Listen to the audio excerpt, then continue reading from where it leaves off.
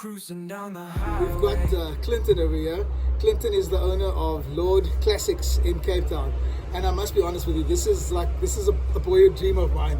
Sitting in a 1951 Jag, probably driven by Sterling Moss, I think, eh? Well, this is a reproduction of the car that Sterling Moss drove. Sterling's car was, the Le Mans winning car was sold the other day for 13.4 million euros. So these, what we actually do is we produce these cars. Yeah. It's basically a tribute to the original cars. We run Jaguar motors, transmissions, the whole drivetrain, suspensions, etc. Slightly upgraded to accommodate an easier drive, because you don't Probably want a bit of a modern. Yeah, you don't want somebody to shake all their fillings up.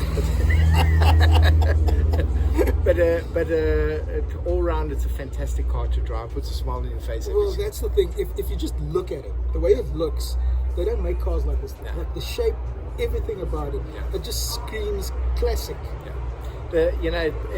As I said earlier, it does put a smile on your face. Vehicles these days are very, very good.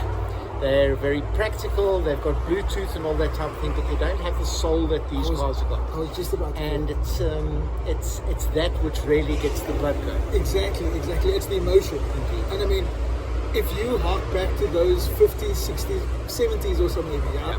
Those vehicles were just insane. I mean, if you remember the P4 Ferrari. Yeah. Oh, gee whiz. If you didn't get excited about a P4 Ferrari, you needed pills. And then, of course, the GT40 came along. Indeed, GT40s, the Le Mans winning Jaguar XJ Yes. 13s, all those cars just sounded special. You needed real men to drive them, because you were nearly cooked alive inside there. Exactly. Man, what a sound! If you also hark back to those Formula One days back then, right? And you look at the cars now, totally different. Indeed. In terms of safety, Indeed. but yet the speed were more or less the same. Well, as a good friend of mine, Peter Sutcliffe, who was in fact one of the GT40 drivers, Okay. raced the P4 Ferraris for Ferrari.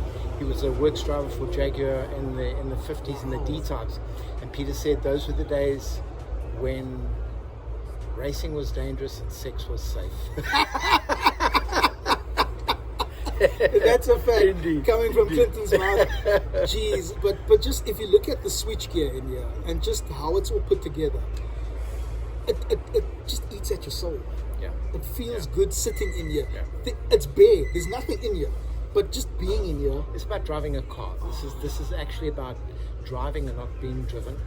We actually built this car. We have a little factory in Johannesburg where we build these specifically to order for clients. Okay. And we built this car for a gentleman, Mr. Peter Wells, an amazing guy, commonly known by everybody as the sportsman, and he basically chose the colors. He went through, this car has been built to his specifications. Oh, man. And Peter's got many toys, Is many it? modern toys. He's got Porsches, you All name them, kinds. he's got them. This is the car that actually puts a smile on his face, I quote him. Man, but if you look at the windshield or windscreen over here, right? Just the way that it looks, it just makes you feel all kinds of, yes, this is what I want. Like the feel of being in a car.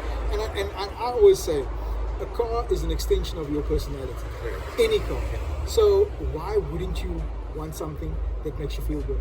You needed to have a little bit of gangster in you to want to drive one of these. It's like hardcore race car driver wannabe. It doesn't matter. You literally feel like you're in a race car when you're in this car. No, awesome.